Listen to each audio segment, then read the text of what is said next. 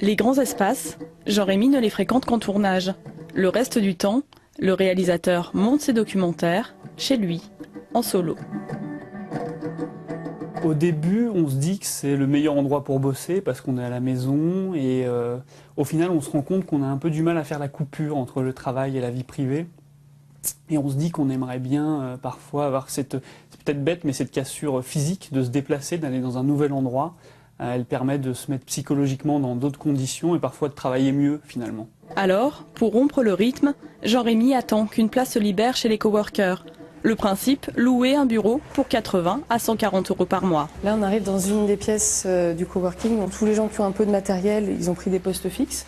Et puis, on a aussi gardé des bureaux assez open pour que les gens nomades qui ont juste un petit ordi peuvent venir se poser à la journée ici, quoi.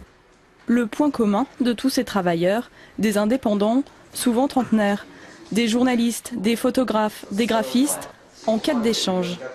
Quand j'ai l'opportunité de travailler sur un projet sur lequel j'ai pas toutes les compétences, je sais maintenant que je suis entourée d'une équipe où il y a des développeurs par exemple pour le web, des ergonomes, je découvre même des métiers particuliers. Enfin, du coup, ça permet vraiment de pouvoir répondre à des demandes plus larges et de manière plus ciblée. Ça change tout au niveau des horaires, on peut se faire des vrais horaires, c'est plus facile de se faire un planning pour travailler, plutôt d'être chez soi à 1 mètre de son lit et 3 mètres de son frigo. Le coworking, finalement, c'est un peu la vie de bureau rêvée, sans les inconvénients de la hiérarchie, des horaires et des collègues.